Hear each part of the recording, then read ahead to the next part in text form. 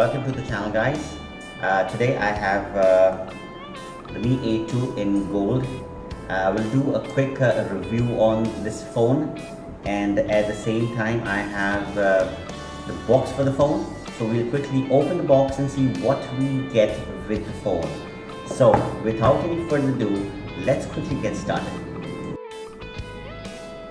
This is the Mi A2, guys.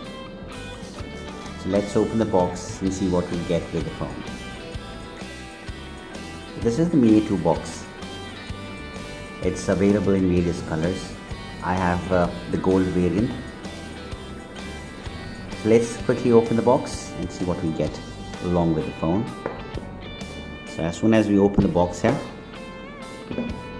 we first get a small box here where we get a couple of things. Let's quickly check this. Now we get the regular user guide and some documents. We keep this aside as well. And then we have a silicone case. Well, not bad. We'll keep this aside as well, and we'll talk about this later. And finally, we have something great here. We have a SIM ejector pin as usual, and we have a USB Type-C to 3.5mm adapter. Now this comes in handy when you want to connect your headset or headphones to the phone, because Xiaomi has just ignored the 3.5mm audio jack this time, so just left with the USB Type-C port. So let's just keep this aside and see further. So we have the charger here.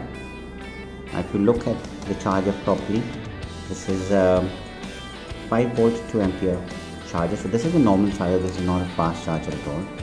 So that's what we get with the box. And apart from that, the last thing that we have in the box here is the charging cable. This is again the USB Type-C charging cable. So this is it. This is what you get with the box. Let's quickly close the box and keep everything aside, and let's take the phone. Let's come back to the phone. Now Mi A2 is a very beautiful phone. It's tall, it's slim, and the all metal back makes it feel really premium. Now at the back you get the dual camera setup, a fingerprint sensor, and the Mi branding at the bottom, along with the Android One logo. That's all that's happening at the back. Let's flip it over, and you see a beautiful big 5.99-inch IPS LCD screen that has a resolution of Full HD Plus. Now at the top here, you can see quite a lot of things. So we have the front camera, the speaker grill. Now this time around you have a front flash for those low light selfies. You get the sensors, and at the top right you get the notification LED light. Now at the bottom, as we know, we have the USB Type-C port, you have the speaker grill, and you also have the primary microphone grill. Now on the top you will be able to see the IR port there, along with the secondary microphone, and over here you would see the power button along with the volume rocker, and lastly towards this side you would see the dual SIM tray. Now this is how the phone looks like, and believe me, it's absolutely premium and beautiful.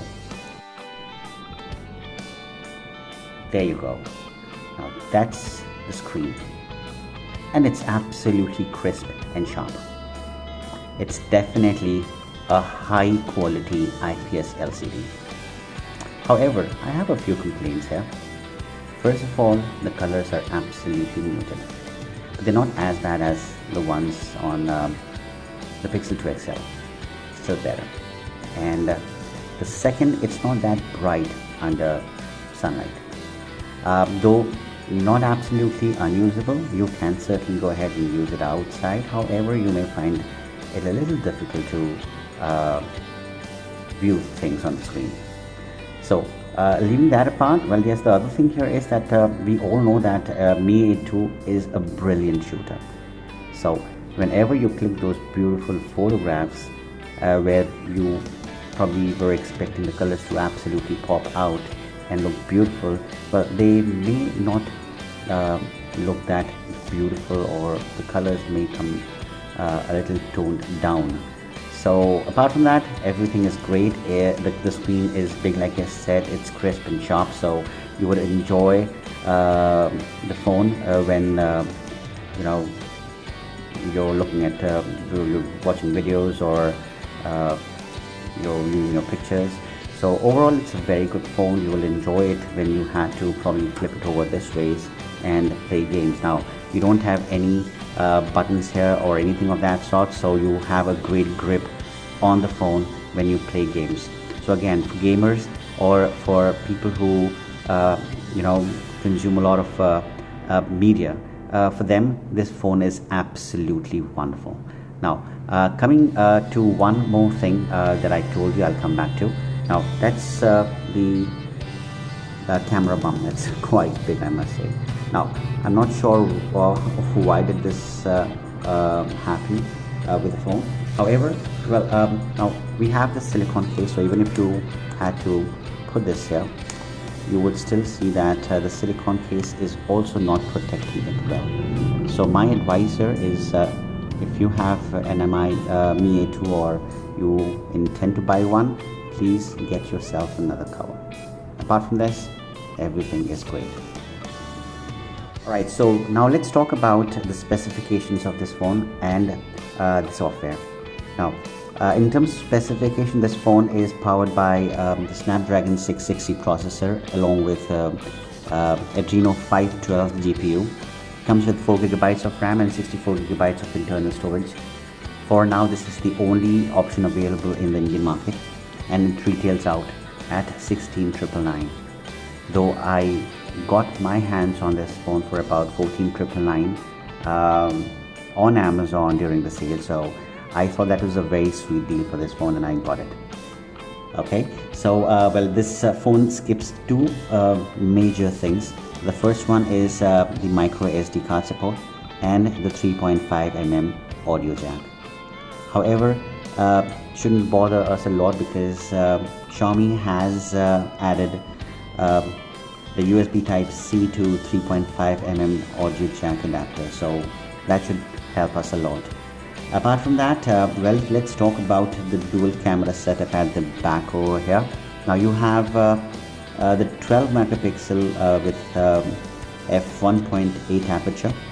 That's the primary camera. The secondary camera here over here is a 20 megapixel, again f1.8 aperture. Now the secondary one here is a dedicated lens for better low light shots. Now you have you can record a maximum of 4K at 30 FPS videos, though without any kind of stabilization. EIS kicks in at 1080p 30 FPS and I guess 1080p 60 FPS as well, so I'll certainly test that. In the front you have again a 20 megapixel camera, and that does the job pretty well. You have the portrait mode available both in the front and the back camera. We'll test that as well. Now in terms of the software, it runs the Android 8.1.0 Oreo, so we are expecting Android Pie very soon, hopefully by November. Now this morning I was surprised when I got the October security patch, so I quickly reset the phone. So I'm still in the process of setting it up, though I must say that the software is very well optimized. I have never felt or experienced any stutter or any lag during my testing period. So yes, I give it a big thumbs up to Xiaomi for getting us a great successor to the Mi A1. Now I'll quickly go ahead and change a wallpaper here. Let's quickly check something that will be really great.